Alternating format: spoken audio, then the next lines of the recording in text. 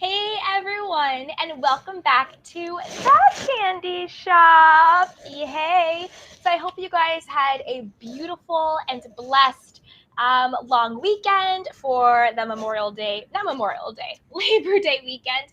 And for everybody who's joining for the first time, as always, I'm your girl, Candy Washington, giving you my unique perspective on all things reality TV, self-care, skincare, and beauty, and just living your best life. So I've updated my technology a little bit, so I hope it's working for you guys. As you come in, be sure to like, review, and subscribe to the channel. Put it in the chat box. Where are you coming in from? Let me know that you can hear me. Let me know that you can see me. Let me know that everything is working well. So again, like, subscribe, and put in the chat box, where are you watching from? Let me know what's going on. And can you hear me? Can you see me? I want to make sure all my technology is working before we dive into today's review, which is the Real Housewives of Potomac, season 6, I believe, episode 9. We are going to get into it. So again, as you guys come in, be sure to put it in the chat box. Where are you watching from? Make sure you can hear and see me, and then we will start to get into it. Yes. All right, you guys. So I'm going to dive into a little bit of tea to prep us for the episode review. So it's been on the blogs, it's been on the street that Giselle has been going around. I believe this was in All True Tea.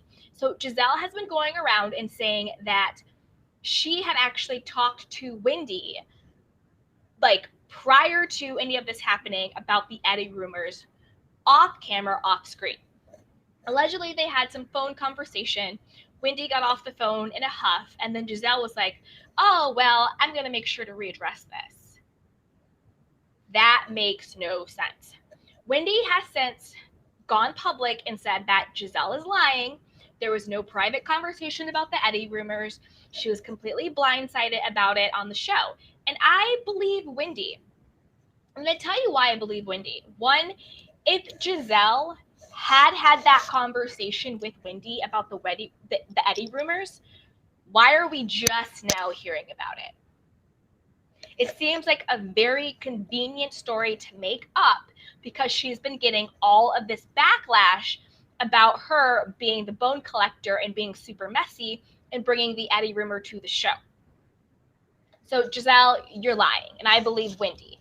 If this conversation actually had happened, I promise you Giselle would have said something way before now. She would have said to Robyn, oh, I was on the phone with her. She got all up in a huff. She would have said to Ashley, oh, Ashley, I already talked to her about it. I don't know why she's having this reaction.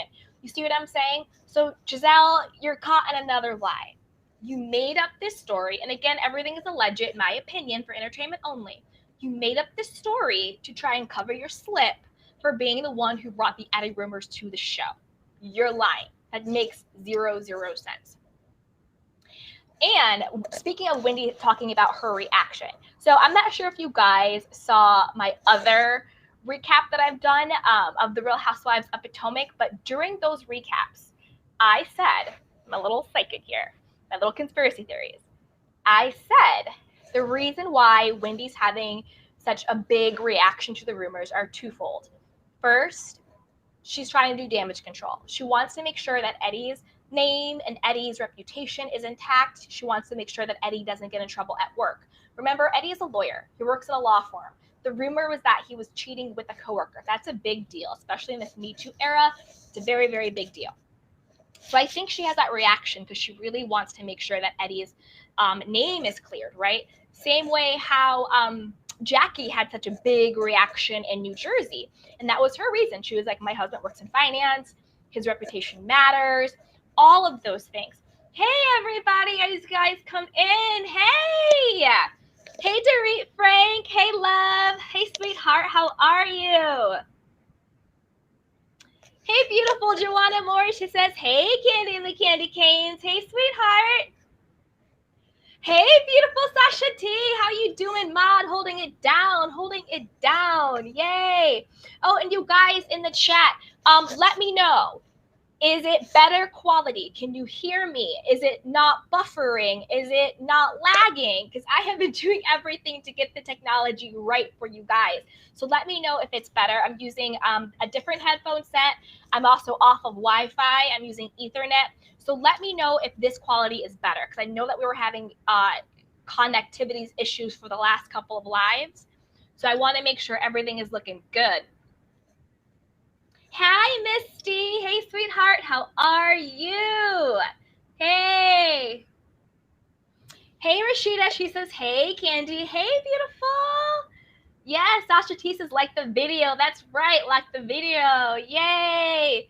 Misty says, yes, I can hear you. Okay, perfect. Okay, perfect. I'm telling you guys, I have been working behind the scenes to get the technology right for you guys. So I ordered all this stuff from Amazon.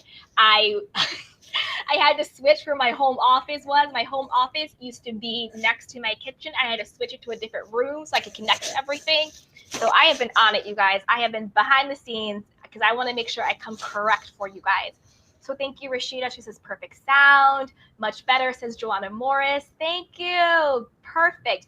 Yes, it is better. Love the background. Okay, great. Okay, great. Good. Missy says, so glad to catch you live. Thank you for being here. I'm so happy you are here. Yes, my candy cans are coming through. Hey, beautiful Andrea Harvey. She goes, hey, Candy and the candy canes. Hey, hey, hello, love. Yes, yes, yes, yes. Okay, you guys, that's right. As you guys come in, be sure to like this video, subscribe to the channel, support any way that you want to. Just being here, support enough, and share. Don't forget to share this with a friend. A good kiki is always better with a friend. Okay, so let's get back into it, right? So remember I said a couple recaps ago that the reason why Wendy's reaction is so different from Ashley's reaction to cheating rumors, and also Giselle's reaction to cheating rumors, right? So one was because Wendy and Eddie want to protect Eddie's reputation. So of course it's over the top, right? Ooh, yes, Sasha T. Exactly. Exactly. Wendy said Robyn and Giselle will never have the love she has. Ouch. Exactly. So if you go back and watch that, she says exactly what I said before when I was saying, well, the reason why Giselle's reaction is different and the reason why Ashley's reaction is different when their men are in the news for cheating and X, Y, and Z is because Wendy and Eddie actually have a real marriage. Ashley is contractual. Giselle, we all know what was going on there with the okie doke, Pastor Holy Whore having babies from Alabama to Arkansas to all over the world, right? Allegedly. And she says that. She said they will never have the love she has. And that is why her reaction is that way. Same with Robyn. And Robyn was so hypocritical, right? Robyn was like, oh, well, you know, I don't care about blog. Who cares about a blog? Who cares about a blog? But yet you were so pressed, Robyn, when Wendy came to you about what the blogs were saying about you and Juan being in a fake relationship. You were so pressed. I know who's coming to my wedding and who's not. Blah, blah, blah, blah, blah, blah, blah. You've never been a friend. So you're allowed to have constructive criticism, quote unquote, aka just bringing the tea from the blogs to Wendy, and she's not allowed to react to it. But yet when she does the same thing to you, you get all up in arms. Pick a side, Robyn. Which is it? Are you not bothered by the blogs because they're not true? Or are you being a hypocrite because the blogs are hitting a little too close to home? Pick a side. Let's see what you guys are saying. Hey, Sip with D. She says, hey, Candy. Hey, beautiful. How are you? Hey, Darren Hood. He says, hey, Candy. Hey, sweetheart. How are you? Yes. Love your outfit, Candy. You look so cute. Oh, thank you. Yeah. I usually do sweatshirts, so I'm going to try and be a little bit more dressed up for you guys. So thank you, Amelia French. I appreciate that. Thank you. Thank you. Okay, so with that, let's dive into the episode. First up, Mia. All right.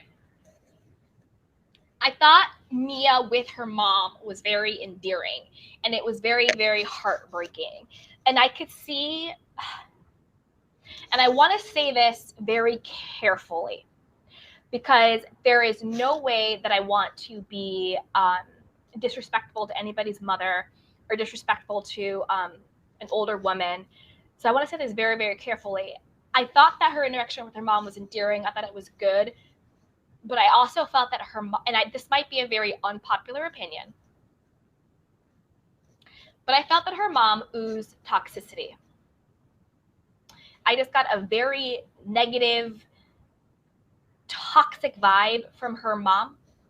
And it might have been being picked up from like knowing her past, how her mother was on drugs and sort of, I don't want to say abandoned, but Mia had to go to foster care and all of that stuff. And I understand that addiction, is a very crippling disease. And I understand that addiction changes people. But the reason why I felt it was a little toxic was because, and why I felt so much for Mia and my heart broke so much for Mia, because her mom was just like, well, you remind me of your daddy. And that's why I forgot exactly what was said. I don't want to, I'm not quoting, I'm paraphrasing because I'm remembering. So I just want to be very clear, I'm not quoting. But she said something like, well, I didn't want to be around you, or she said something along those lines. Correct me if I'm wrong, because you reminded me of your father. You're just like your daddy. She said something like that. And then Mia was just like, well, why do you hate him so much? Like, what is he like? And then she went and broke everything down. And my heart just broke for her because it was so clear that Mia's mother took out everything that she felt about Mia's father onto her. Mia said that was the first time her and her mother had a one-on-one lunch. And it was just so, and you could just also tell so much that Mia's mother still held so much bitterness and vitriol for Mia's father that it was unclear on whether or not she could actually be in Mia's life in a healthy, productive way. Time will tell, we will see. But it was just so gut-wrenching. And also what Mia's mom said, I thought was a big red flag. She was like, well, your father was the one who introduced me to drugs. He's the one who put me on drugs. And your daddy, when you got burnt with the oatmeal, I had to go to work, and then your dad was downstairs in the basement with another woman. And all of this stuff, right? The reason why this was red flags was, number one, she took no accountability for her own actions. Regardless of who introduces you to drugs, you are the one who chose to take them. And a part of actually being I think, again, I don't want to overstep. Thank God, I'm not an addict. I've never been in AA, so I don't know what that feels like. I don't know what that program is like. Or would it be narcotics? I don't know. Narconomics? I don't know. But what I just gather is that full accountability is needed for healing and sobriety. And I could understand if her mom was just like, your father is the one who introduced me to drugs. And I hold that against him. But I was the one who took them, and I was the one who let it control my life. And I understand that now, and now I'm in a better place. She was still too much blaming the father for everything. And I'm not absolving the father of anything. Trust and believe that. Obviously. But it just broke my heart because you could tell that Mia just became that little girl that just wanted her mother to see her. And it was so clear that her mother only saw her father in her. And then the mom also said, about when she got burned and the dad being downstairs with another woman. The mother was only focused on the mother's pain of having this man cheat on her. She didn't really offer Mia any empathy or support for having been a little girl who got burned. Her focus was on the wrong thing. And it just broke my heart for Mia. And even, and another red flag that I saw, even before Mia went to meet with her mom, right? If you remember in that episode, or in that scene where she's talking to her husband, and she says to him, I want to make sure I don't say anything. I don't want to say the wrong thing that's going to make my mom relapse or make my mom do drugs again, right? Again, there is nothing that one person can say or do to make another person do drugs. That it's always their choice. And you could tell that Mia was still talking from that wounded girl in her thinking, like as children do, we think it's our fault if our parents get in a fight, if our parents get divorced, if our parents are on drugs, if our parents are unhealthy. As children, we think it's our fault. We internalize that. And I could see in Mia that she was back to that little girl just wanting to save her mother. And that just really broke my heart. So I hope the mom proves me wrong. I really do, but I just got a really uneasy feeling about it with the mother. Just something just didn't settle right with me. Okay, so that was Mia and the mom. Now, let's go to Wendy and Eddie's scene, right? When they're talking and all this stuff. Clearly, that was so pre-planned and scripted between the two of them. Obviously, it was the two of them. They got together. They knew what they're going to say. They hit all the key points. I'm not mad at it.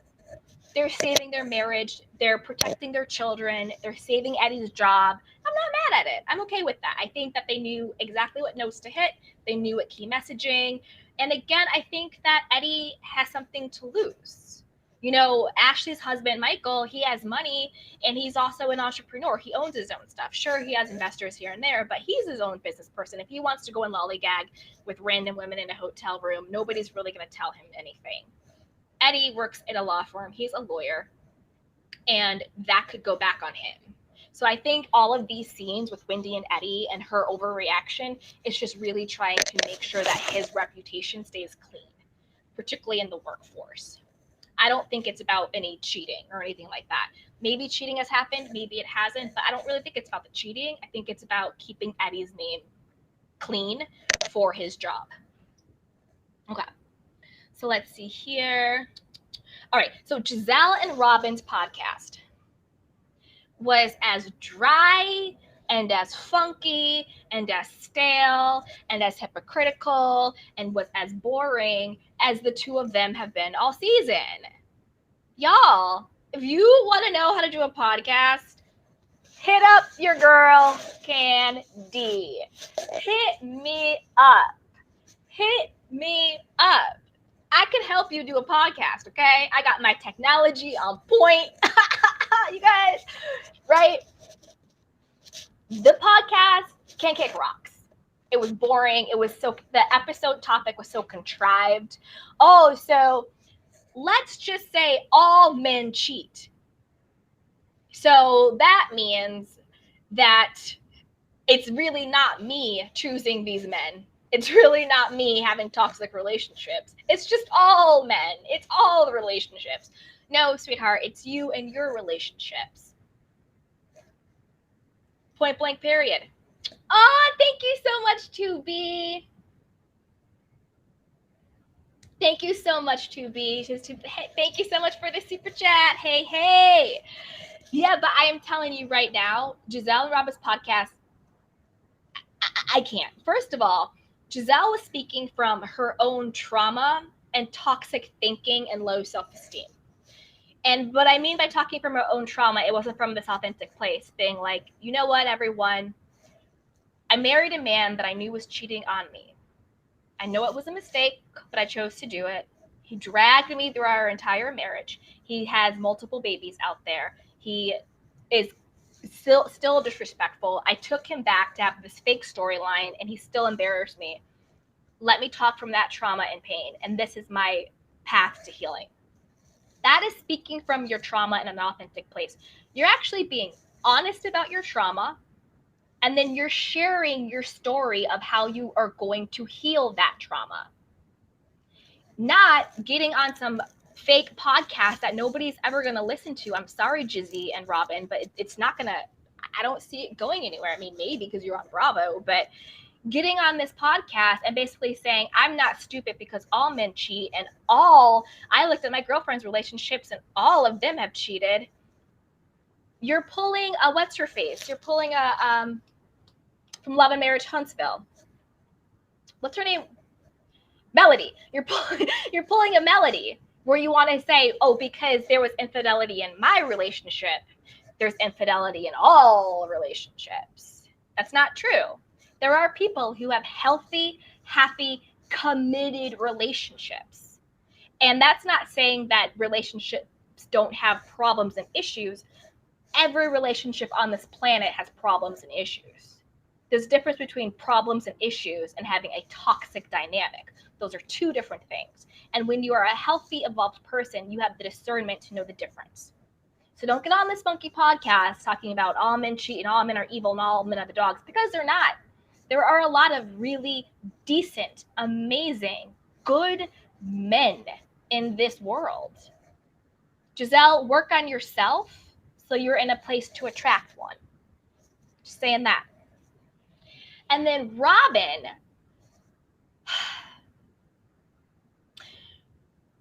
Robyn, you didn't get divorced because Juan was cheating. Let's just call a spade a spade. Robyn, you got divorced because you swindled that man's money. I'll rephrase it. You swindled your family's money because his money is your money and the children's money. You were married and you had his children. That is why you got divorced. Don't try and act like, and again, I'm not absolving, if Juan did cheat, I'm not absolving him from cheating. I'm not saying that it's okay that he cheated. Absolutely not. But let's be very clear. Robyn, you got divorced because you squandered your family's money. Own that part of it. And there was also rumors, alleged, that you were cheating yourself. There was rumors that you were cheating yourself. I had to put that alleged back up. I don't want anybody to get mad at me. You know what I'm saying? There were rumors that you were cheating yourself. So don't just put this on Mr. Juan. Yes, I think allegedly, my opinion. I'm not saying fact. I'm not saying this is true. Allegedly, my opinion. Yeah, I do think Juan is dipping out. But I also think that Juan is a great father. And I'm not saying that men should get kudos for doing what they are supposed to do. If you lay down with a woman and you have a child, you should be a good father. That's not extra. That is just what you signed up for. So I'm not saying that, but I still want to appreciate that he does want some semblance of a unified unit, and he is very active in his children's life. So I want to show appreciation to that, if that makes sense. And I don't like that Juan kind of gets this bad rap in order to make Robyn look and feel better about herself. Take accountability for the role you played in your marriage demise, Robyn. Don't just act like you just couldn't take the fact that he was cheating on you anymore, and that's why you had to leave and reclaim your power and your voice, because that's BS, and we all know it. So Jizzy and Robyn, if you want some unsolicited advice about your podcast, start being real and honest. Start telling your actual truth. Talk about the mistakes that you've really made from an authentic place. Talk about what your plan of healing is forward. Don't just blame other people for things not going right in your life. Take accountability for it. If you guys missed my, it's over on Marcella Speaks, or Speak With Your Girl Marcella. It was either last week or the week before that, I was a guest on her channel, and we were talking about relationships, we were talking about rejections, and I was telling a story about this guy that I used to date, and everything. But one thing I said was I wanted to make sure that in telling my story about our relationship, I don't want to villainize him. Did he do some foul stuff? Sure. But he's not a villain, and I'm not a victim. I had to take accountability for the role I played in the relationship too. So it's a two-way street. So I think if they're able to do that, which clearly they're not, then I think their podcast could go somewhere. But as long as they're doing this BS, funky, dried out, worn out, tired crap, they could miss me with this podcast BS. Like, get out of here. I'm gonna go listen to someone who is speaking from truth, who is speaking from trauma, who is speaking from a place of genuine emotional, mental, and spiritual transformation, not to people who are keying and being in a delusional mindset about revisionist history in their relationships. I'm not here for it. Okay. Candace and Chris. All right. Y'all know I am not the biggest Candiace fan. Never have been. Don't think I ever will be. However, I'm not just going to bash for the sake of bashing. I do think that she has been trying, at least on the show, to sort of rebrand herself. I don't know if she's doing that same job when it comes to social media and interviews and blogs. I heard that she's still being very abusive, like verbally abusive, and just very just mean-spirited on her socials and in interviews and things like that. I don't follow her, so I don't know. But on the show, I'll talk about her on the show.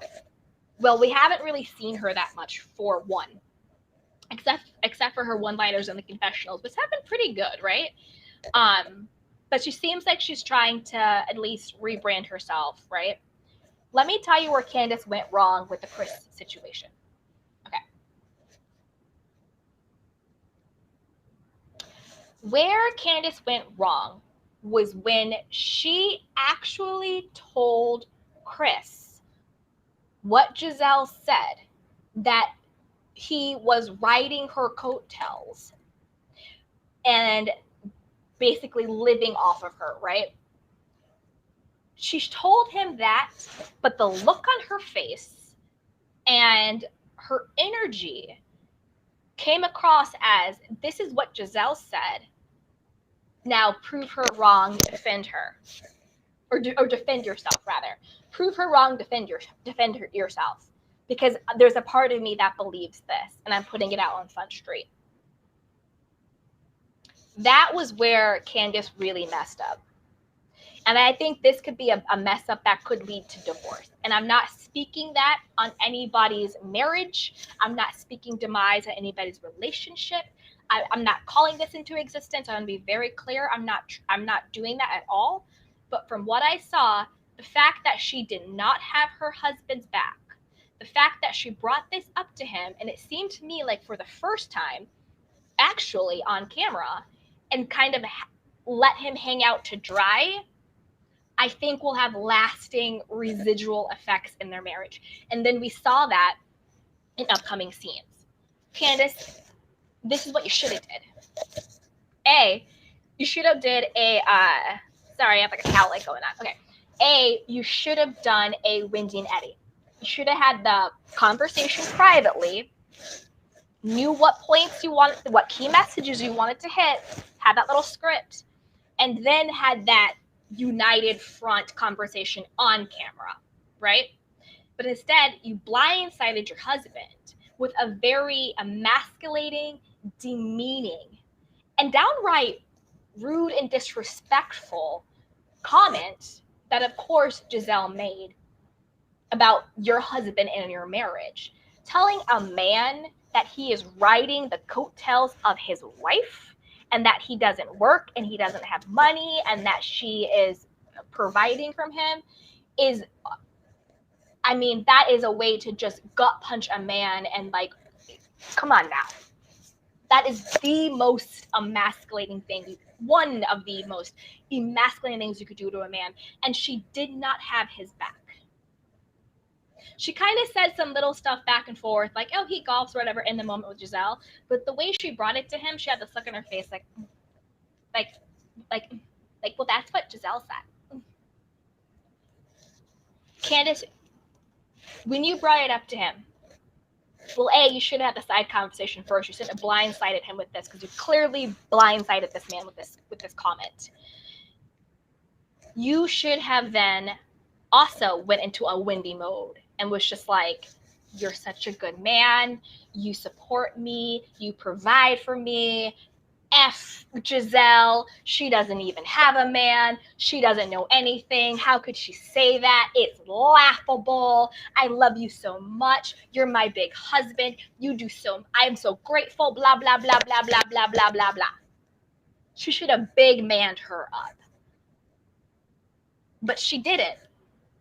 She low-key co-signed what Giselle was saying through her facial expression and through her silence. And Chris felt that. He felt that. And she left him out to dry to defend himself with some cockamamie thing about, well, when I had my not kitchen restaurant. You were a hostess and you supported me when we were understaffed. So now I'm just supporting you too, and blah, blah, blah, blah, blah. She left him out to dry.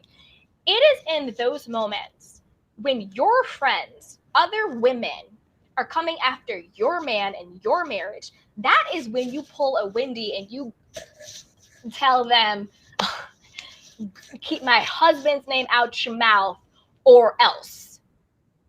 And I'm putting you on notice or else.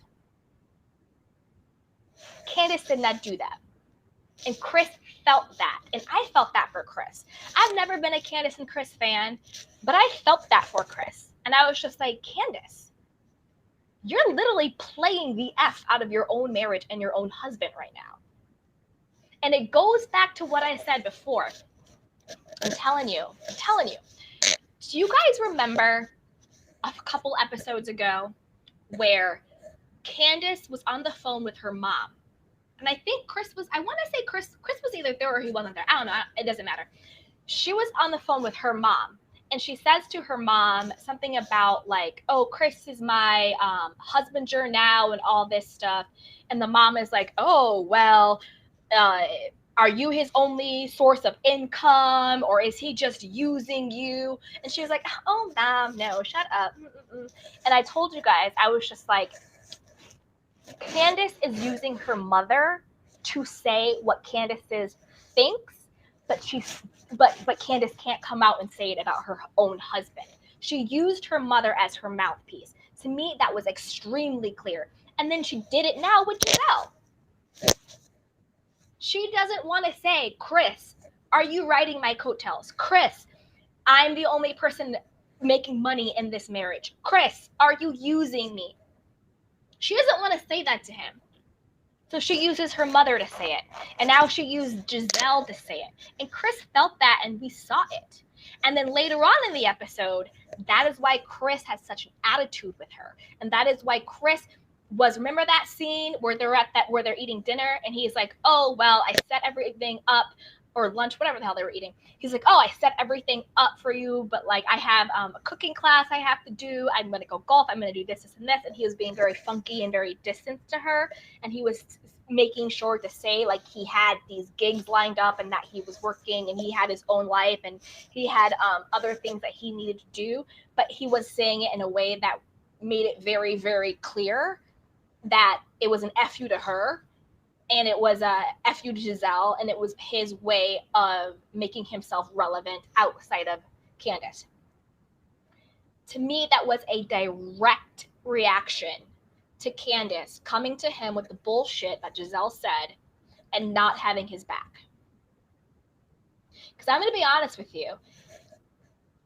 If my person came to me with some bullshit that somebody else who is in no position to have any type of opinion or commentary on my life, and they leave me out to dry and act like I am the one that needs to defend myself against some bullshit, I would be just like Chris. I would have an attitude. Because how dare you be my person? How dare you be my husband, my boyfriend, my whatever? And you let somebody else play me, and then you come in my face and try and play me too. When the whole time I'm thinking in my mind, I'm going to give Chris the benefit of the doubt. I'm holding my wife down. I'm helping my wife. I'm helping build her. Clearly, she can't work with anybody. We never found out why her music contract got null and void. And now she's doing independent. Clearly, she has personality issues where it's really hard for her to get along with other people. Look what happened with her and Monique. Look what happened with her and Ashley. Look what happened with her and Karen. Clearly, she has personality problems where it's very hard for her to work with people. And that, to me, is why Chris stepped in. I think it's very hard for her to work with people. Look at how she treats people on Twitter and everything else. She has personality problems. And this is alleged. I have no idea, but she probably got dropped because they couldn't work together. Because I think that if it wasn't that, she would have said it. But she hasn't. She skated right over that. Oh, well, that just didn't work out, so now I'm going to be independent, and now blah, blah, blah, blah, blah, blah, blah, right? It was just like, hold up, Candace, you talk about everything else going on. How come you didn't get into the tea about how come you no longer have a music contract with those people? So clearly Chris has stepped in because she can't get along with anybody else. So I think that Chris was just like, I'm holding you down. I'm helping you out. And then you throw me to the wolves and want to emasculate me. I think that moment is going to really come back and bite Candace in her ass. Even more so than what we saw in the rest of the episode. Because it is so clear. His attitude was a direct result of him feeling played and disrespected by her. Okay, let's see what else happened. Okay. Ashley and Michael, right? Ashley and Michael. I'm so tired of the baby stuff. So tired of the baby stuff. Ashley, we already went through this last season with beautiful Dean. I'm done. I'm tired of it. I'm not even talking about it. But they're not sleeping in the same room and they're not having actual sex. Michael says you're quickly getting back into shape and you're not overweight. I mean, it was a problematic statement, but I think his heart was in the right place. So I'm just gonna let go and let God with that one. I actually think he was really trying to give a compliment. He was trying. Let's just leave it there. I'm bored. I'm tired. Ashley and Michael, I mean, what do you want from me? You're not giving anything. The only thing Ashley's giving to the show was her messiness when she went to Williamsburg and dropped the tea about the Eddie rumor from Giselle. Other than that, Ashley, I don't really know what you're giving. Kind of how I feel about them.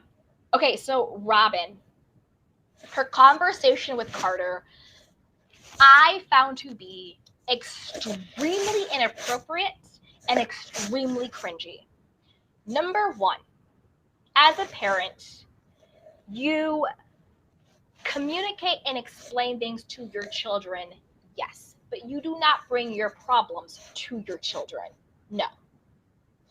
That is why he was so confused. He was like, you don't have your life together, Mom? Like, what are you talking about? Like, she was talking to him the way she was talking to Giselle. Like, Carter, you know how I am feeling just unmotivated and unproductive, and I wake you up late, and I have to sleep in all the time. Carter, I don't have my life together. Carter, I'm gonna talk to a life coach. And then she had the conversation with the life coach in front of him. Extremely inappropriate. There are times where, yes, you have conversations about what's going on in the family. You have conversations about mental health awareness. You have conversations about that with your children. You check in with them. You know, it's like, hey, I just want to make sure, how are you feeling about school? How do you feel about our routine? Is there anything you want to share with me? Or do you have any feedback for us, right? There are healthy communication ways. You have to protect your children from your adult problems because they are children and not adults. That's how you get people like Mia, who are like, I don't want to say anything because if I say something, it's going to cause my mom to relapse. Right? Her going to Carter with her problems about not having her life together, not being able to wake up, being unproductive because she has to be a mom to him. Who knows how his child brain will take that? He might internalize that as, well, I'm the reason why mommy isn't happy. I'm the reason why mommy has trouble waking up. I'm the reason why mommy's not productive. I'm the reason why mommy doesn't have her life together. Because he was so confused. Because he's a baby. He's a kid. You don't go to your kids for that crap. It was so cringy and it was so inappropriate. And my heart went out to poor baby Carter. Robyn, you don't bring your adult problems to your children. That is the literal blueprint of how to mess your kids up. Carter needs to be a kid. Yes, you need healthy communication. Yes, you talk about mental health. Yes, you talk about all of those things. And then you also passed along the idea to him that somehow therapy means you're crazy or therapy means there's something wrong with you. Robyn, you are the number one person on the show that needs therapy, sweetheart. The number one. And it was laughable when you got yourself up there talking to that life coach, talking about your mental state is healthy. Boo-boo, no, it's not. You don't need a life coach. You need a therapist. You might need a psychotherapist. And again, I'm not a therapist. I'm not a doctor. This is just my opinion. This is just my observation. I am not diagnosing anybody. But what it looks like is that you need an actual therapist to get you to a place where you are emotionally, mentally, and spiritually healthy. And then once you get that in place, sure, do the life coach. Do what you got to do. But a life coach isn't going to solve what's going on with you, Robyn. It's not. And I actually want to say kudos to that life coach for being so transparent about what the difference is. She's like, I'm a life coach. Sure, I can get you motivated, I can get you organized, I can get you on a plan, but I'm not a therapist. And the therapist is the one that you go to get your mental state healthy and happy and whole and consistent. Robyn, that's not you. And the fact that you can't see that about yourself means that you are in such denial about where you really are in your life. And we all see it. And you do yourself a disservice by being so attached to Giselle, who instead of says, hey, sweetheart, I love you. I see that you're struggling. It might be time to talk to someone about this. Shames you and says, you better not be unattractive for your fine husband. Well, you know, your bank account, because you were broke before, that should be your motivation. You do yourself a disservice by serving these toxic people in your life. You need to cut Giselle out of your life. You need to learn healthy communication skills with your children, and you need to be in therapy and working on yourself. And you also need to stop pretending like you're in a relationship with Juan. You're not, allegedly. So her having that conversation with him was so cringy. You're passing along a generational curse of thinking that actually getting help means that you're crazy or something's wrong with you or it's bad. It's none of those things. None of those things. It just means you're taking care of yourself. That's it. Just because you go to a therapist doesn't mean you're crazy. It just means you're taking care of yourself. So you're passing along a generational curse of taking care of yourself mentally is bad. And that to me was very, very heartbreaking and really, really hard to watch. And I felt really bad for Carter because he was just a little boy, really, really confused. And his confusion went to being scared. Because what child isn't scared when their parent says to them, I don't have my life together. You see me doing this, this, this, this, and this. The parent is the one who is there to protect and provide for the child. So when that child sees the person in their life that is supposed to be there for them crumbling and leaning on them for support other than other healthy people or adults, that puts that child in a very, very bad psychological position. Aww. Thank you so much. Thank you for the super chat, Gen X. She goes, that had to be a pre-planned filming and Juan flaked. That sweet baby was the stunt man. It was disturbing. Just cancel the damn filming. I agree. It was scripted and I felt so bad for him. I felt so bad. I wouldn't be surprised if it was supposed to be with Juan. But you're right. Cancel the filming or just have the conversation with with the life coach. Just tell the life coach tell the appropriate person your problems. The appropriate person is not your child.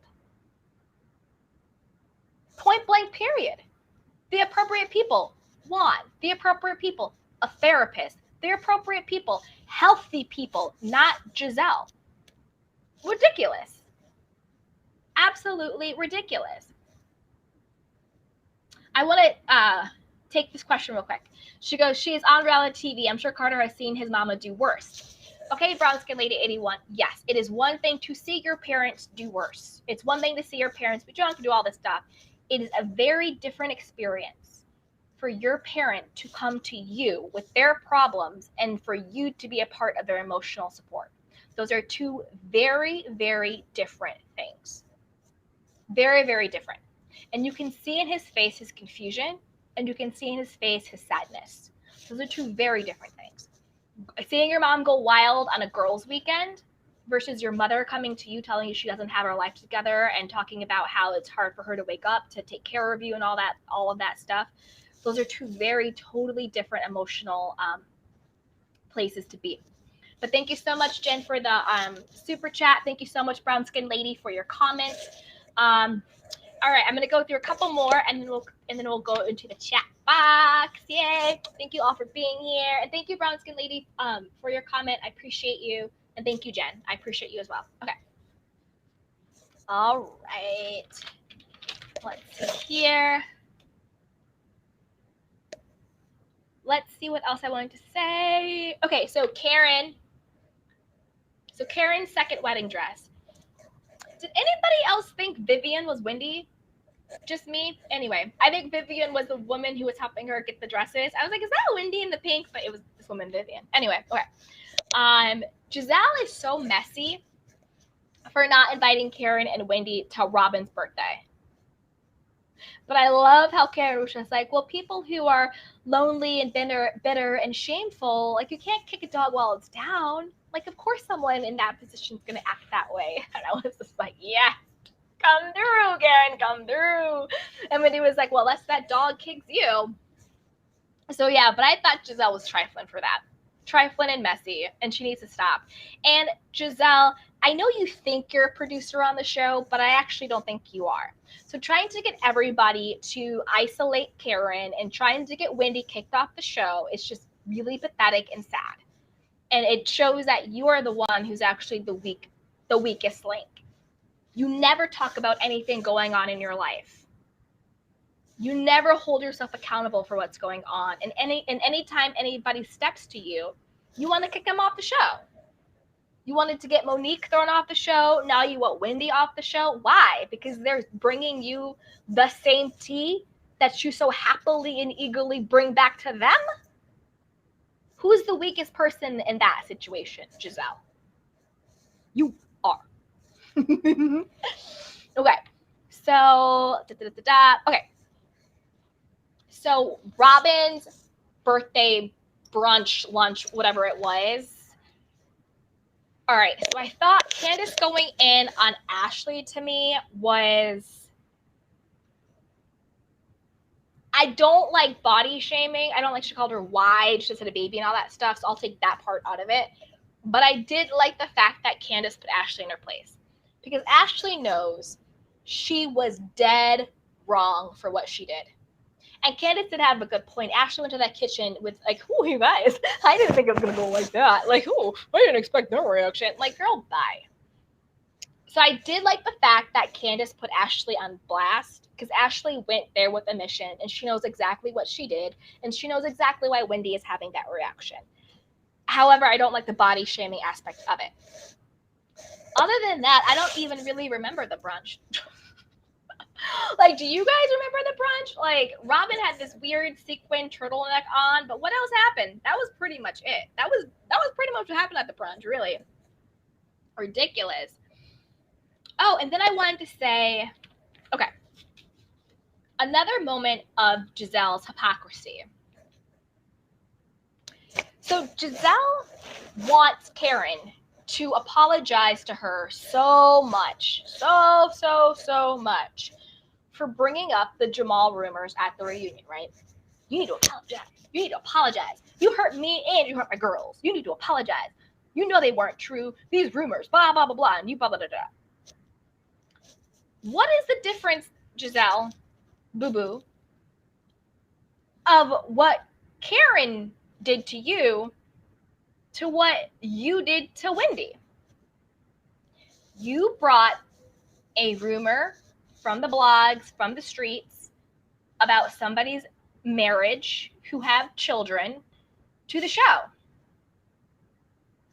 Where is your apology to Wendy for that? Where is your accountability to Wendy for that? To Eddie for that? To her 3 children for that? Please explain to me the difference, Giselle. I'll wait. You're so up in arms. You're so bothered. You're so needy for this apology from Karen because how dare Karen actually just speak what was in the blogs, what the rumors are, what's being said. That has actually been backed up. That is factual. And that goes to Wendy's point, where she said, I'm bringing you facts and you're bringing me rumors. It is a fact that Pastor Holy Whore has multiple children out there and has been sleeping with women in his congregation. I say it's a fact because there has been paternity tests, there has been women coming out, of course, alleged, but it's a fact. It's out there. It's a fact that Jamal never showed up for you during filming of that season. So is Jamal coming? Of course not, because that was the pattern of his behavior. So the only thing that Karen brought up at the reunion were rumors and blog posts that was actually substantiated by facts. But yet you're so mad at her and you expect her to apologize to you and to your daughters. The people will rather the person that needs to apologize, not even to you, because I think you made him have that fake relationship, so you had a storyline. The people that need to apologize to your daughters are you and Jamal for bringing your BS fake relationship to the show and embarrassing the hell out of yourselves and your children. That is who owes your children an apology. But you think Karen owes you something after everything you've done to her. And then on the flip side, you go and do worse to Wendy. You brought on the show an unsubstantiated rumor. You may think it's true, you may think it's not true, but there is no proof of a side child. There's not even proof of a side chick. There's no proof. No woman has come forward and said, I was cheating with Eddie. Not man one. There was no proof at all. So you bring an unsubstantiated rumor from a blog to the show about Wendy and her husband that could truly hurt and affect her children. But yet you don't think you owe this woman an apology. Yet you don't think you were in the wrong. Yet you don't think you need to be accountable for your actions. But yet you want to nail Karen to the cross for speaking facts about you and your fraudulent life. Giselle, miss me with everything about you. Miss me with it. And I really hope the rumors aren't true that Mia is trying to be on the Green-Eyed Bandits team. I mean, I don't see it, but I heard that people are saying that Mia is actually trying to be on the Green-Eyed Bandits team for next season, which I hope isn't true. That would just be sad. Okay, so let's see what you guys, those were all of my notes. So let's see what you guys are saying in the chat box. Okay, let's see what is going on in the chat box. Okay. Yes, Sipwiti says yes, Candy. Yes. I love it. Okay, you guys. Darren Hood says Jamal was in Atlanta paying respect to Nene and the family. Aww. That is sad. Actually, condolences to Nene and the family. Condolences to Nene and the family. Condolences. Jen X says Jizzy Daddy brought it to the show. Yup. Why are none of them saying that fact? That is true. Very good point, Jen.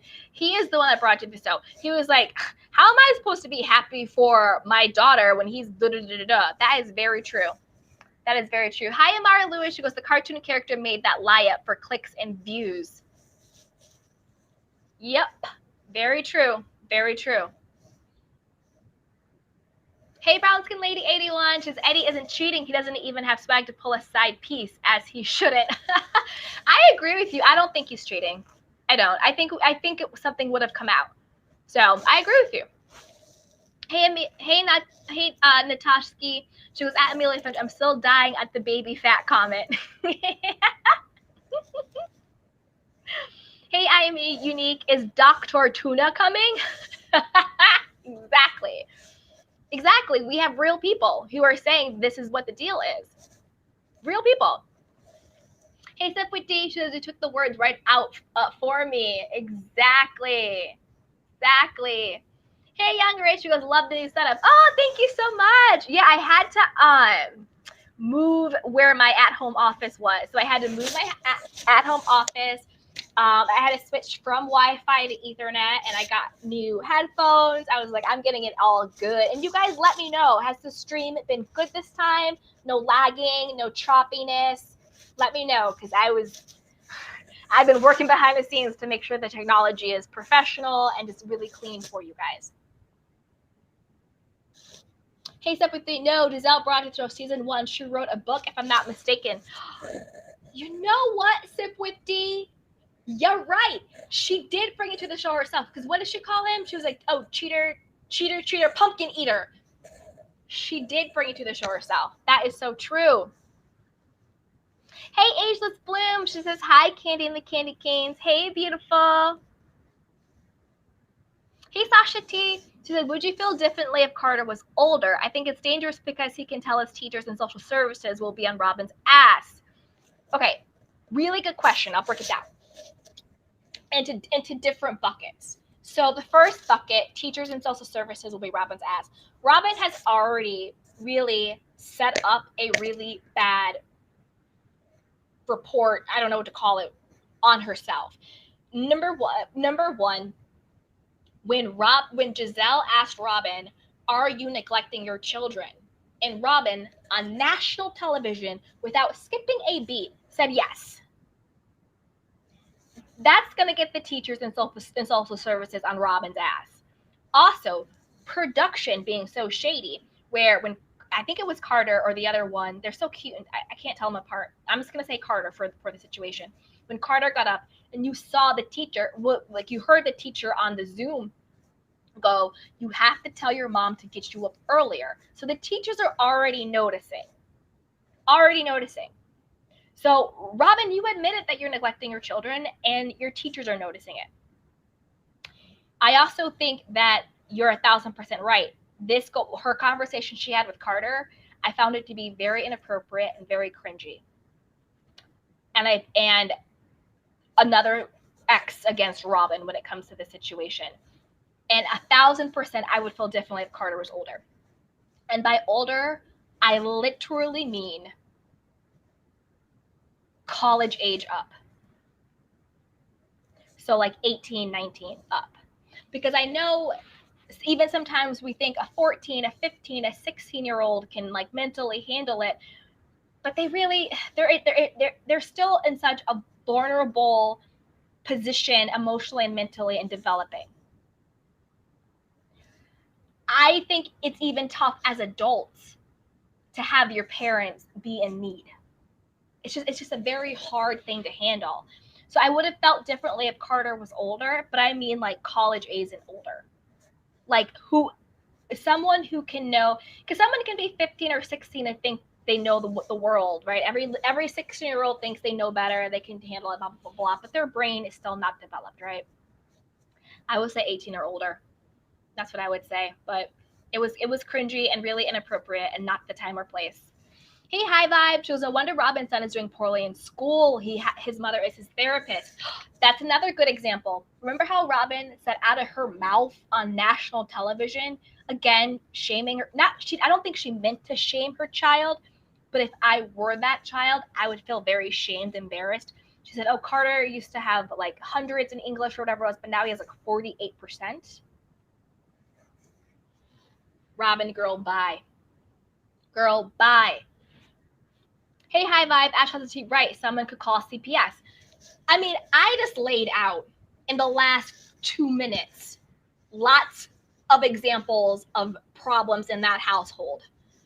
Someone could easily call CPS, and literally it's all documented. Someone could easily call CPS, easily. And don't think people won't, because people will. People will call CPS on you in a heartbeat. All right, you guys, I'm trying to get the comments to come back up. Come on, comments. Okay, I'll start here. Sorry if I skipped anybody's comments in between. I apologize.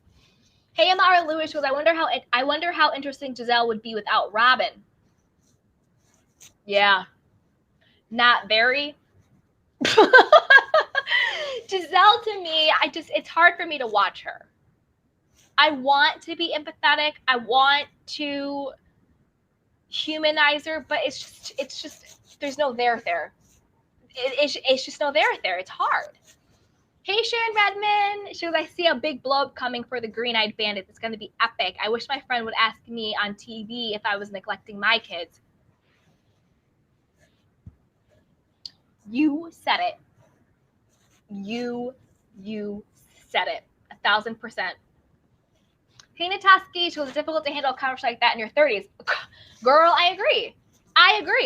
Like, at any age, it is very difficult to emotionally navigate a parent either physically ailing or mentally ailing or financially ailing. As a child, it is very, very hard to navigate that.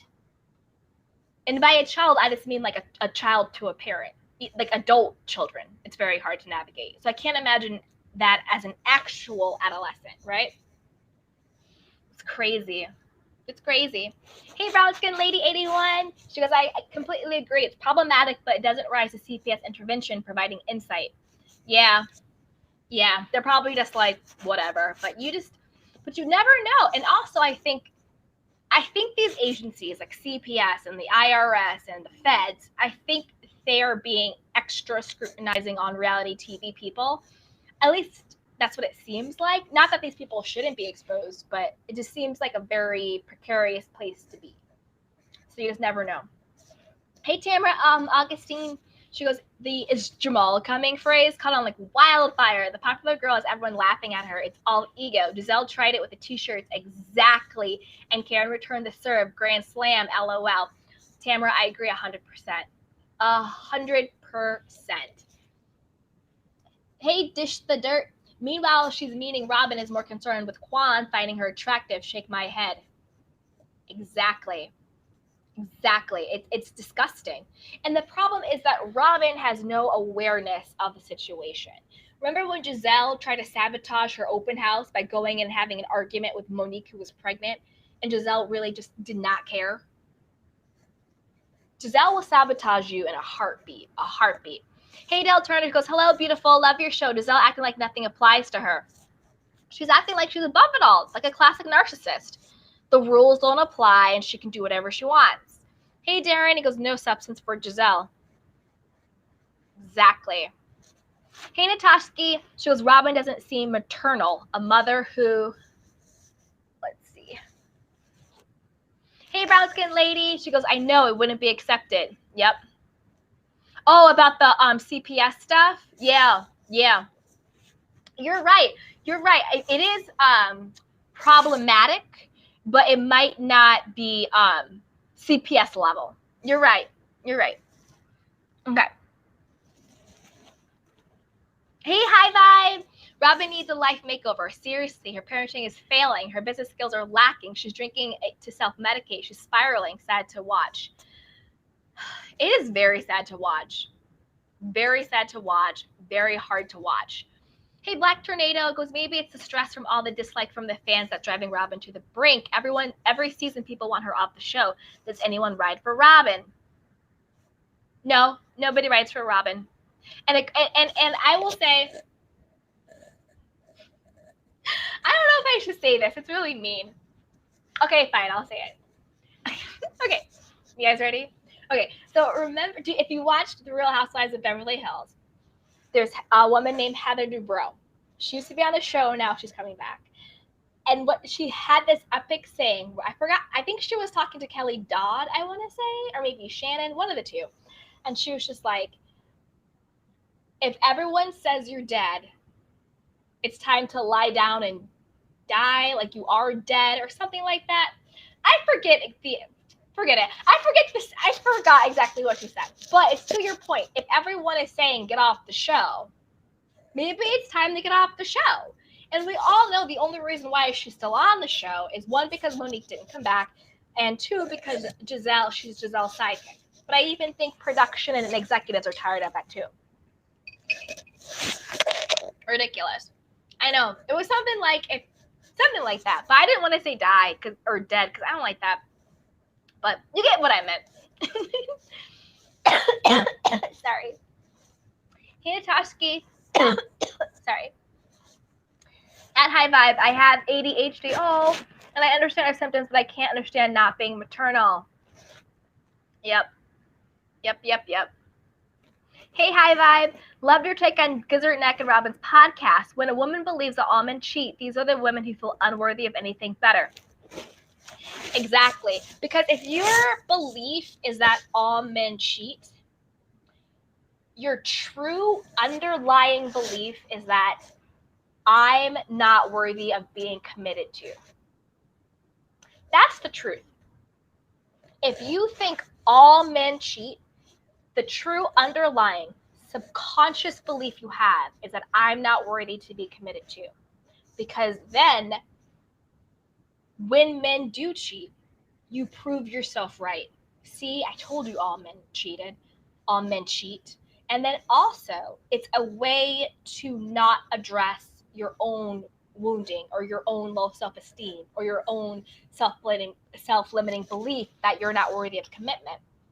Because instead of saying, you know what, maybe I need to look in the mirror and figure out, where does this feeling of unworthiness come from? Where does this feeling of lack, of less than, of low self-esteem come from?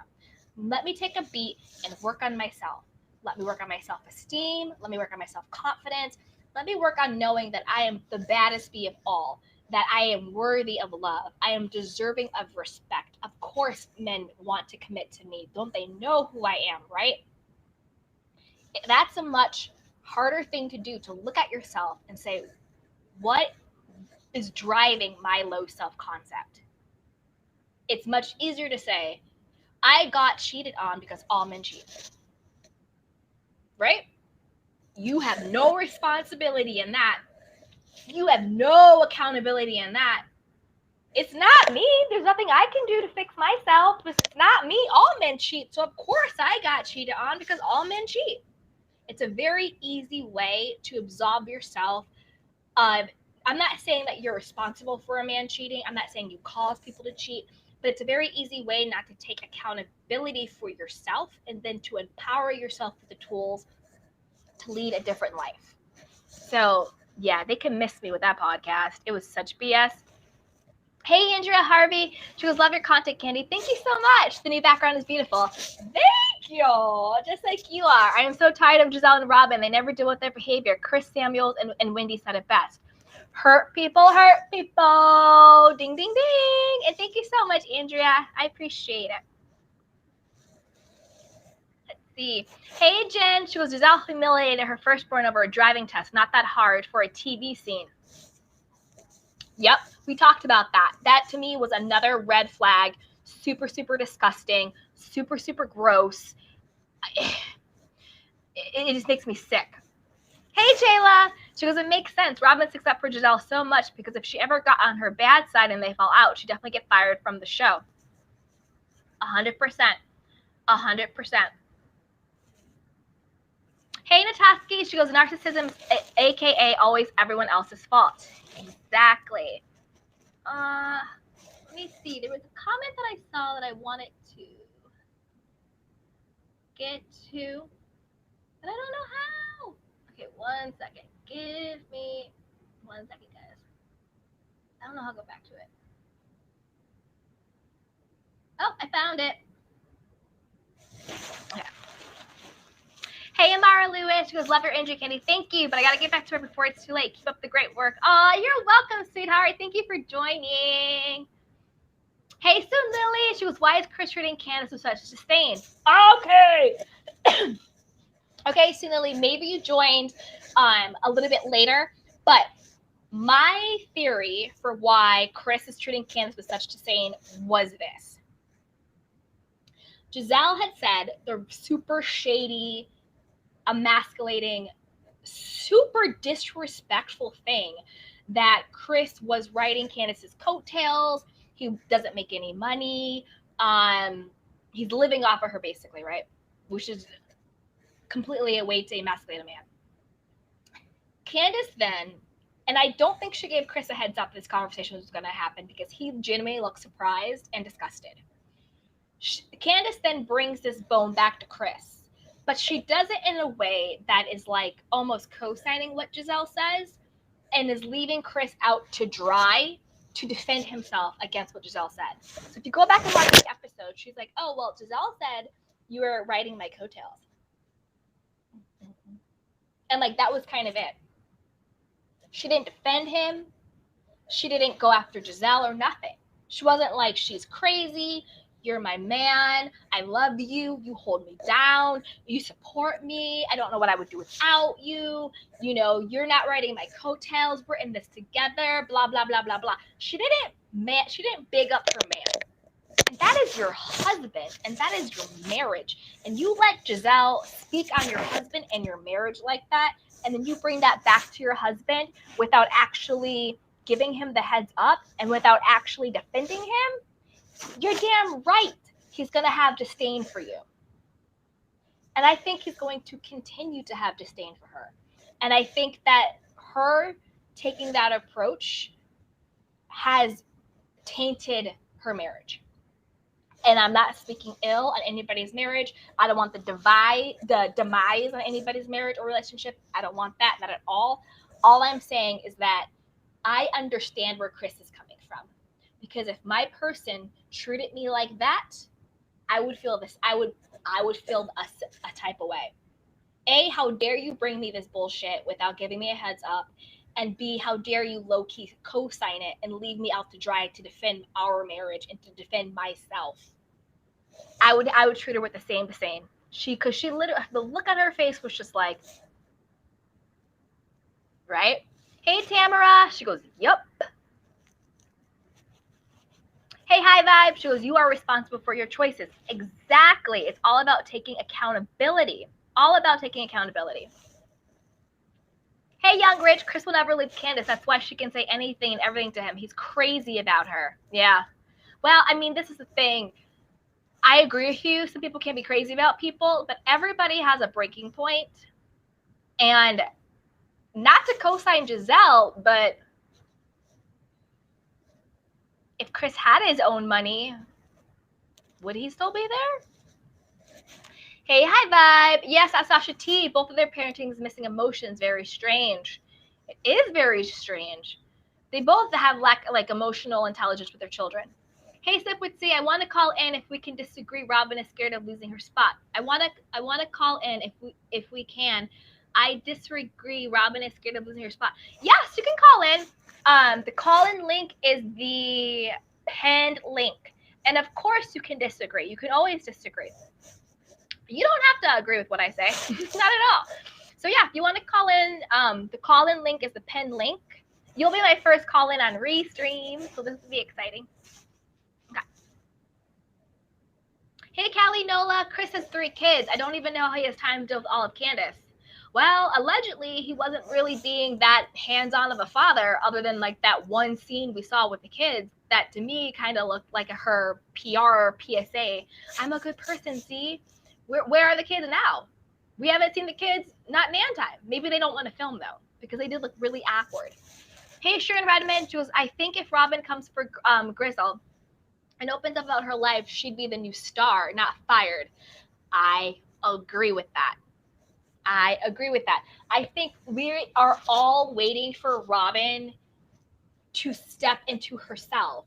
And it doesn't look like it's happening because now on all the press tours, she's doubling down on being really crazy and psycho to Wendy. She's doubling down on defending Giselle. So it's crazy.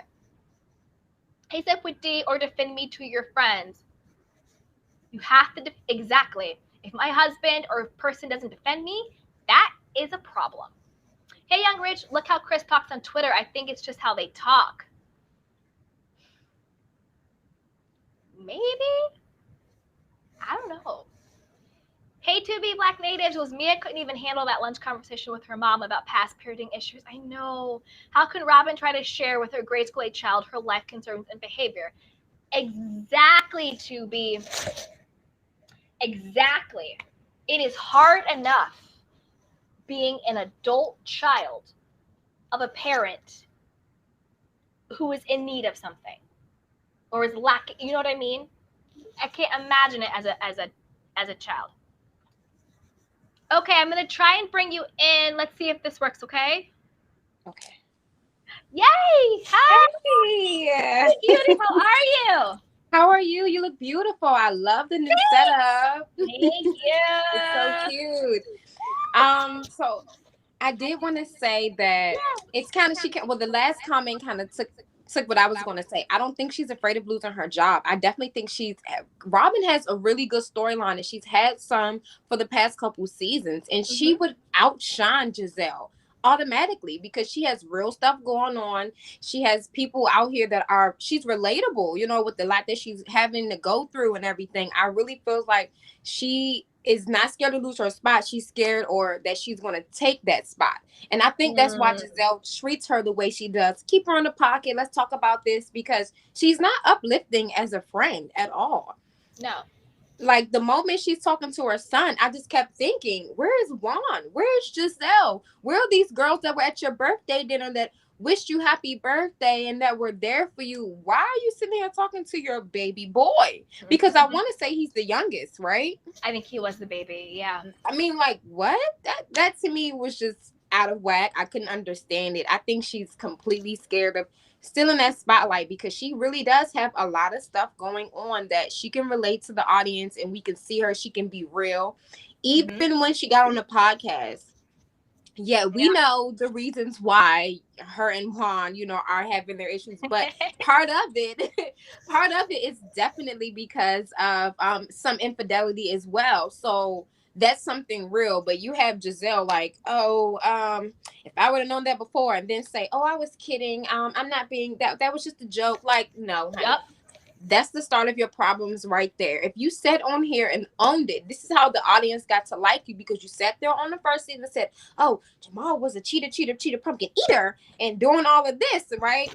And we got to know your story. And now it's like, And I honestly think that some of my friends say, oh, it's not, look how Jamal treats her. She knew how Jamal was going to treat her. I told you, like, I'm from PG County, but I lived in Baltimore. I just moved from Baltimore about a month ago. And I lived in Baltimore for about 6 years. And I have a friend of mine that's born and raised in Baltimore. She told me all about it. She doesn't even watch the show, but she knows all about Jamal Bryant, the church, and so a lot Everybody of rumors that you hear, everybody knows. So if we know, Giselle, you know. Yeah. So it's like, are you serious right now? Like, you knew, so you decided to bring him back in your life. So I honestly do not think that Karen owes her any type of apology. That's not her. You decided to take that man back in. Even your daughter said, Mom, what are you doing? Your daughters were not even happy being back with their dad. You don't get that a lot with the kids. They want that happy family. They want their parents, and they were like, no, we ill, gross. They didn't even, their whole attitude towards him when he was on the phone, and that whole thing was turned off just because you decided to date him in that light. So you decided to do that. And my thing is, at this point, I always thought that she dated him for the storyline. I was always like, it's not real. It has to be a storyline. And at this point, I would be happy if it was. Like, please don't say you really decided to take this man serious. Like, please say you didn't, girl. Like, but I think she has to stick with it because it blew up in her face so bad. She got to say, well, we were for love. If you could say, well, yeah, it was for the show. She can't really say that. It'd be something with Bravo. She'd get fired if she said that. Exactly. But at this point, just like, put a little inkling in or something. I mean, he already said it. He told the Dr. Tundi lady that it was. We saw the receipts. At least own up and say, yeah, he's a dog. Don't sit here and say, oh, Karen, you owe me an apology and hurt my family. No, your family already told you don't date him. Your girls you hurt yourself. You put yourself in that embarrassing predicament to deal with that man over and over. When you knew what it was, I would have never even gave him the spotlight to get on my show. Like, that was crazy. No, you would have only been seen with him with the kids, and that's it. I wouldn't even gave him all of that. I just felt like she could have did what Kenya does, allegedly, and rent her a man or something. Don't just pick him from the garbage. Don't pick up the trash. What are you doing? You threw that trash out, and you picking it back and rumbling through it to find what? Even your dad, everyone told you. So I don't think she owes her an apology. Yeah. And the same thing for Karen. I love the Grand Dame, but I don't think she owes her an apology. I'm biased. I am.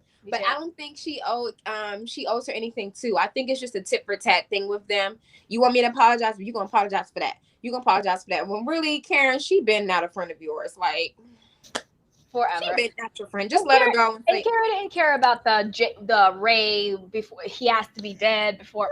No, not at all. He's her Black Bill Gates. She don't worry about none of them or what any of them have to say about that. You know, Karen's doing her thing. That's why now in this episode she's like, "Oh, if she says I'll regret." No, it's just that we're tired of fighting. It's just so stupid. But Giselle's I really think she's gonna bang this thing in the head because she has nothing to talk about for herself. You want an apology about what she said that everyone else said before her. That you said yourself on the show. How do you want an apology from her? Everyone, I just don't get that part. Yeah, it's just like you said it, your father said it, everybody else said it, your children said it. Yep. But somehow it's Karen's fault. It's crazy. And from the same man that you don't even want to talk about on the show. Exactly. You want us to apologize about a man you won't even acknowledge or give us the inside scoop? Why don't you just say... No, go ahead. No, she needs to apologize to her daughters. Because she did not have, again, it goes back to that lack of maternal emotional intelligence.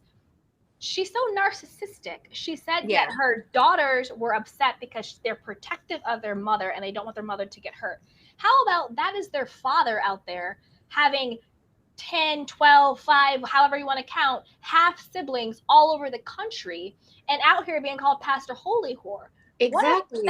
What effect do you think that has on your daughters? That is their father. Maybe your daughters is trying to protect themselves because they don't want to get hurt. And if you go back and watch, the girls were like, we don't like it when he calls because we feel like he only calls to say to you, oh, see, I called, and he's really only calling for you. Exactly. Because I think Pastor Holy Whore and Giselle are cut from the same exact cloth. I think they only care about image and ego and narcissistic, and they ignore their children, and they have this weird toxic dynamic at the expense of their children. And they use because we don't even see him. I mean, like we saw him when he was dating her. You know, we don't even see him. You know, she had the whole school. I mean, she had the driving school. All these things we don't see him. Like, what is going on? Like. It just was a mess for me. He flaked on the holiday picture, and he was like, "Oh, he was on FaceTime, and he was like, oh, I'm in that whatever," and it was literally the holiday picture. It's like that is what their children is trying to protect themselves from because you as a mother is failing to protect them. It was okay for her to call her child's father a cheater, pumpkin all on national TV. To write a whole book about it. She wrote a whole damn book about it. That was cool. But Karen can't say, is Jamal coming? It's ridiculous. And the whole thing with the Candiace, I agree with you. She did not have her man's back. And I think that her mother said she's going to use everyone else to say the things that she wants to say that she cannot say to her husband. And I do think at this point, he's getting some fame. You know, he's getting a little something. And his cooking might, you know, I've seen some of his little videos and stuff like that through Instagram because I follow them all. And he's not bad.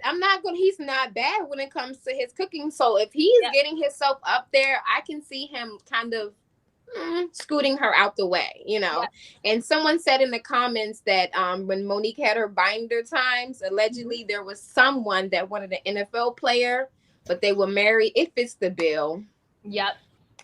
It fits the bill. But I don't want to hold you too much time or take up so much. So thank you so much. You too. Thank you, beautiful. And call in anytime. I love your perspective. I love your energy. You're a gorgeous girl. Call in anytime. I welcome you. I appreciate that. Bye.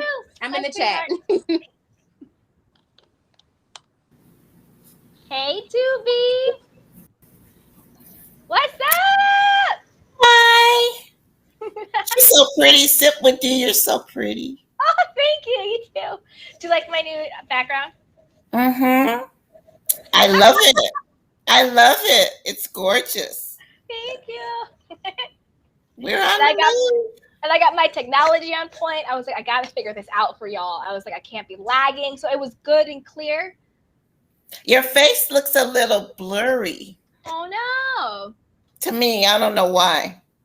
I don't know. But as long as it wasn't lagging and as long as it's good. It's not lagging. The sound is much better. Okay, good. Then we got it. So you're on the right track. Yes, on the right track. Okay, to B. So share your thoughts. Oh, so many thoughts. I already told you how I feel about Robyn sharing information with a child. And I remember I have a 45-year-old daughter and I have a 28-year-old daughter. Oh I wow. also have a 28-year-old granddaughter. They're the same age. They're like weeks apart. And then I have a 21-year-old grandson, and I have I think 12. My baby grandson is 12. I wouldn't even share that type of information with my 12-year-old No, grandson. way too young. Way too young. Yep, and that podcast, that was stupid. That podcast with Robyn and Giselle is stupid. And oh, what else? What else happened? Karen, she's pretty, and I like the dress. Mhm. I think, I don't know if she cares for my opinion, but I went to modeling school and stuff, and Okay. I've been to a lot of weddings.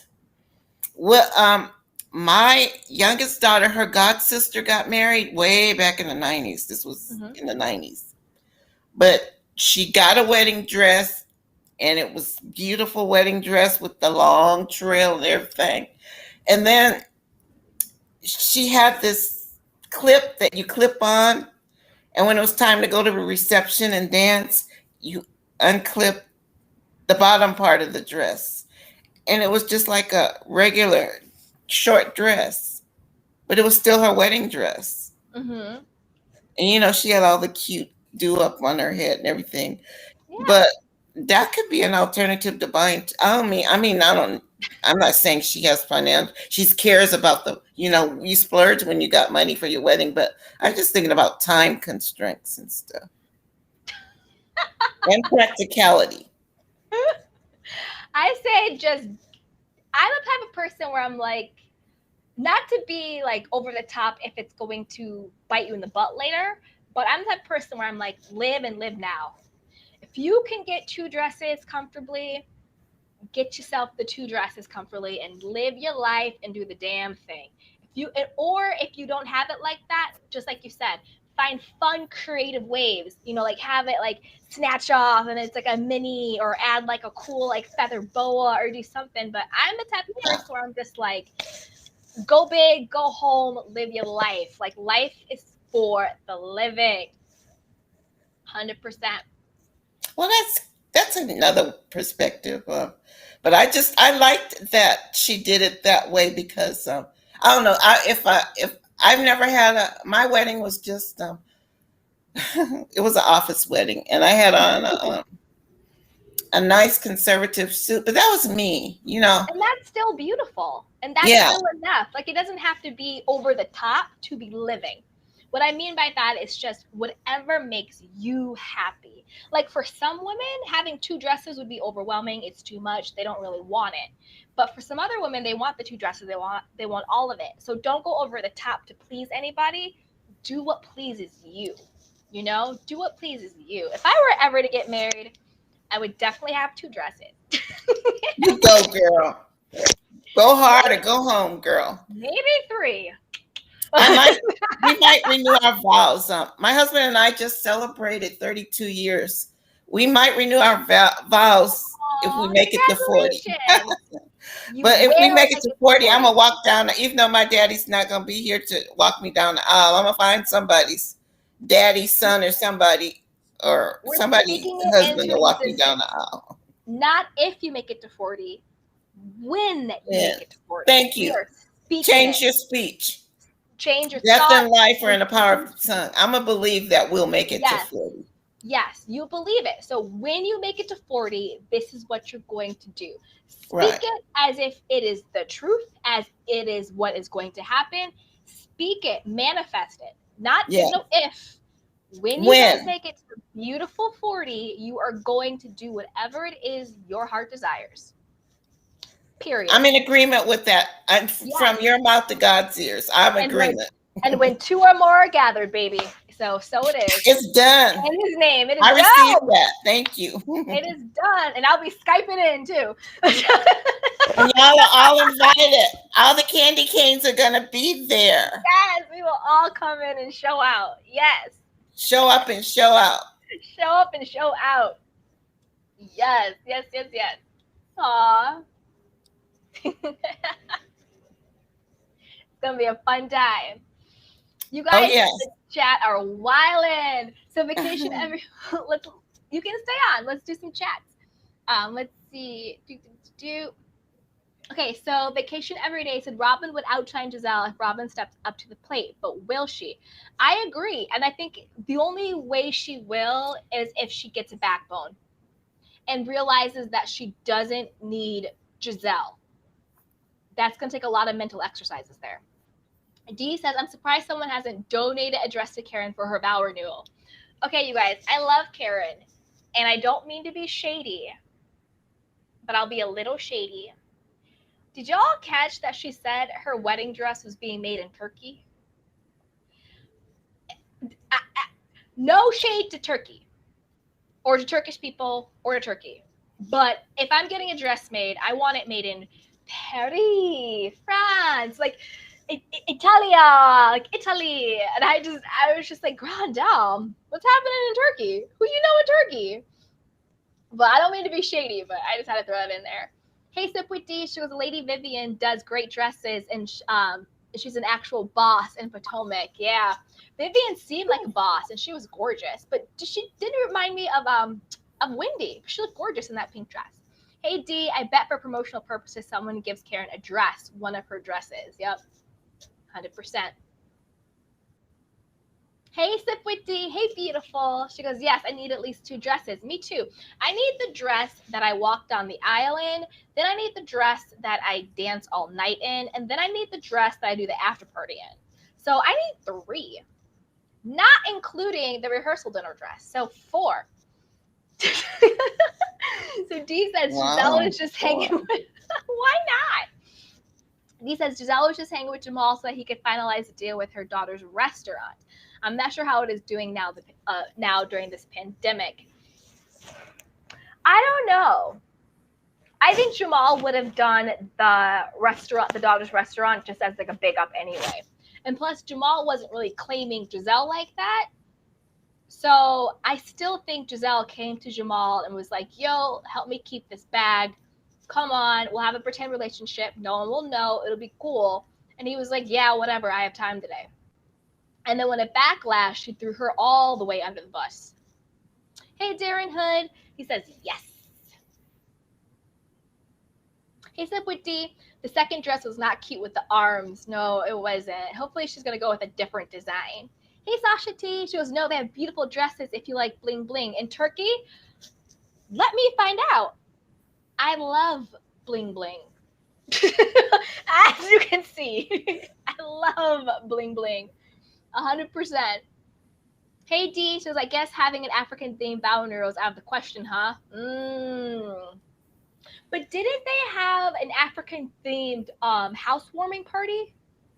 So maybe they already did that. I think they had the African-themed housewarming party where she like tongued them down. So maybe they're doing a different thing. Oh, the restaurant is closed, says Sasha. I'm not surprised. I'm not surprised. And you know what? Do you listen to Sunday Amani? You should subscribe to Sunday Amani. She says some interesting things about Simon. She talks a lot about Simon Guobadia. She's a Nigerian American, so I don't know what nationality her husband is. I do know she has an older husband. But she's a young woman like yourself, and I think she's from Nigerian descent. Mm-hmm. Anyway, she was talking about Simon posts all this things on his IG. You should look at Simon's IG too.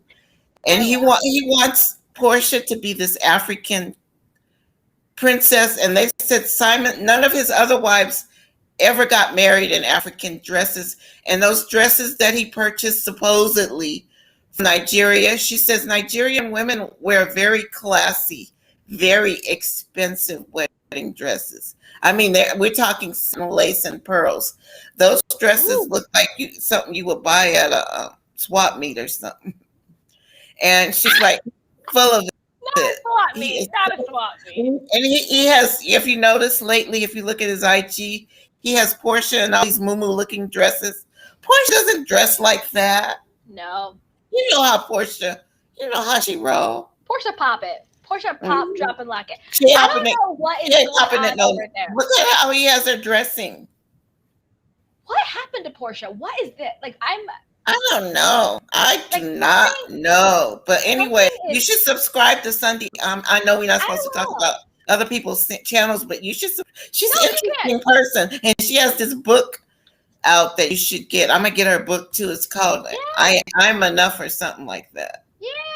Oh, and no, to your point, we can talk about other bloggers and YouTubers, but we can only talk about them in a positive way.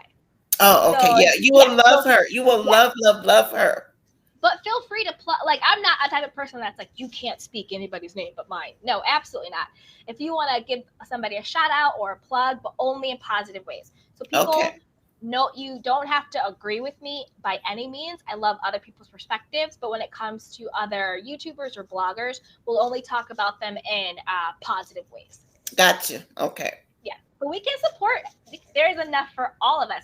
In fact, you guys, I'm doing a collab with the other Candy. So there's also a woman called the Candy Shop, and she does. I heard of her.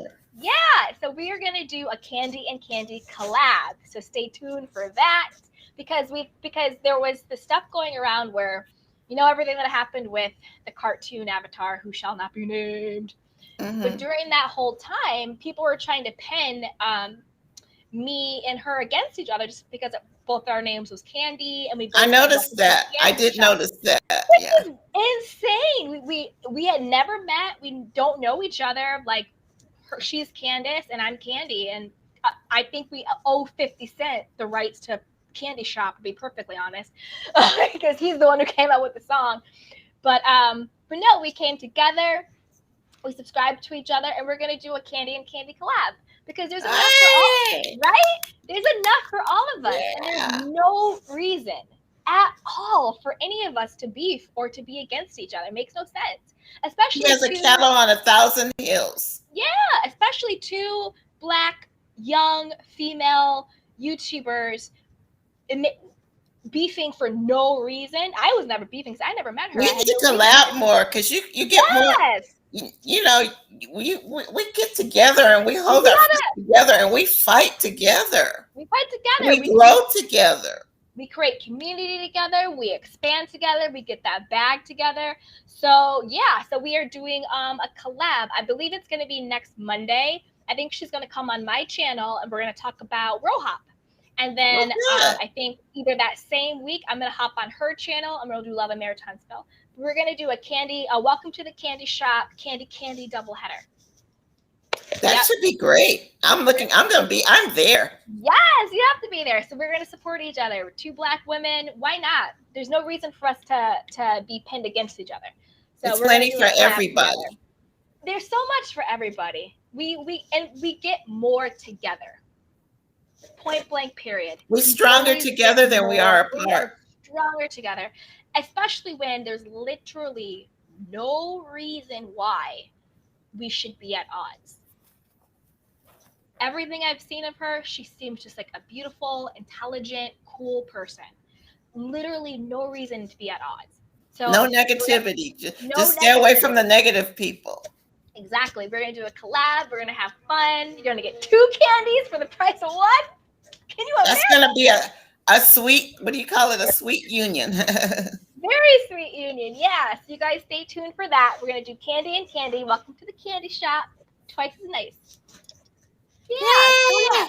So feel free to plug other bloggers or YouTubers. And if you, say you're watching somebody else's channel, just like you did now, and you got good content, you can always plug them on my show. The thing I like about Sunday Amini, I have a short attention span, and she's only 10 minutes at a time, and I don't get involved in her live, so I have no idea what her live broadcasts are like. But I just, I get her little 10-minute tidbits, and they're always so Yeah. funny. She's funny. And she's Yeah. cute. Why She's not? sweet. She's very sweet. Yeah, why not? Thank you for putting me You love on. her. Yeah, I'm excited. I'm excited. Yeah. So why not? Like again, we are so much stronger together. Yeah. And it's just that's just how it is. We have to stick together and just keep our eyes on the prize and work. Did you see who was in the chat earlier? Who? Tisa tells. She said, "Hi, Candy." I love Tisa. Hi, Tisa. We might be doing something together too. Cool. Because why not, right? Because she's beautiful. She is She funny. is. She is so pretty. I like to watch so her put pretty. on her makeup and talk So at the pretty. same time. She's a gorgeous girl, and I love her energy, and she has a good perspective on things. Yeah, she does. I She love her. really I does. watch. Me too. I don't do tarots, but I like her other stuff. I like her doing the Housewives, the Me too. Atlanta and Potomac Housewives, because Yeah, those are the only shows I really watch that y'all cover. I don't watch that other stuff. Yep. I love Tisa. Yeah, I don't do the tarot cards either, but I love her Simon stuff, and now she's doing Erica Girardi. So you guys Right. go follow. What was the person's Sunday? Sunday Omni. It's Sunday and it's OMONY. Yes. Go follow her. Go follow Tisa. Go follow the other Candy. The other Welcome to the Candy Shop. I think it's the Candy Shop. Go follow her too. Give her some love. Tell her Candy sent you. Yeah. Woo! Yay! Girl power. Girl power. Candy power. Candy power. So with that, you guys, let's leave on such a high note. We've been on here for over an hour and a half. We've talked about a bunch of stuff. Let's leave on this awesome high note of just collaborating, working together, supporting each other, loving ourselves, and loving each other. So I love you guys. So before you head out, make sure to like this video, subscribe, support, and share. Share with a couple of your friends who might just like it. Yes.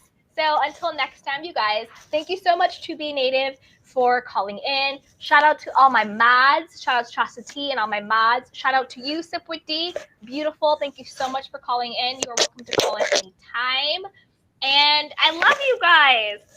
I love you, my beautiful candy canes. I will see you guys tomorrow. Oh, tomorrow we are actually going to go live at 9 a.m. Pacific Standard Time for a Ask Candy Anything free self-love coaching session. So I don't have a topic for the self-care session. I will just be here. Whoever shows up can show up. And if you have any questions that you want to ask, any situations you're in, I will be here to give you a free self-love coaching, whether it's relationship, whether it's career, finances, body image, family issues, friend issues. We're just going to do Ask Candy Anything, free for all, free coaching session. So you guys are all welcome to join. And I want to say shout out to some of my favorites. Quick shout out to Love and Light Natalie. She says, love you, Candy. I love you too, beautiful. Yes. DG627 says, hey, thank you for always coming through. Yes. Sip with D says, love Tisa. I love Tisa too. She is a riot. She is an absolute riot. And let's everybody support each other. Let's all support each other. Tamara Augustine says, yes, I love collabs. I know, I'm excited to collab too. Oh, and I also might be doing a collab with Jolene from Busy Blue and Jolene. So she's another female. I love Jolene and Busy. Me too. So I've been talking They're to so her. funny. Yep, I've been talking to her. So we're going to do some collabs. She's another female out here trying to do the damn thing. Hey, Darren Hood, he's clapping. I love it. Hey, Love and Light Natalie, because you and Tisa tells have to do a collab. Your conversations would be amazing things to come up with together. I agree. I love Tisa. I think our collab will be a lot of fun. Y'all have similar energy. Yeah, definitely. And our minds work in a very conspiracy theory way too. So I'm excited. Hey, Young Rich goes, there's more to that Candace and NFL story. I believe it. I think Candace is looking for a come up, and I think Chris is too, to be perfectly honest. Hey DGF67, just settled from a road trip. Oh, yay! Well, welcome, welcome, welcome. Let's see. Young Rich says, I'll DM it to you. Yes, DM me, Young. I want to check it out. And then DGF67 says, I look forward to your collaboration with Jolene. Me too. Me too. I have a lot of stuff cooking, you guys. A lot of stuff cooking. And yeah, hopefully I'll stop being blurry, but I got everything else in order. No lagging, no buffering, and the sound is great. And you can still see me. It might be a little blurry, but I think I'm pretty good. So I love you guys so much. I love you too, B. Thank you so much for joining me and holding me down, being one of my I favorite love it. people. I love you more, and I love everybody. Yes, yes. I love you, Candy Canes. So again, be sure to like, subscribe, and share. And for everybody watching the replay, I want to hear your thoughts. Be sure to comment below. Let me know what your thoughts are, and I will get back to you. And until next time, everyone, be well, take care of yourself and each other. I love you. Bye.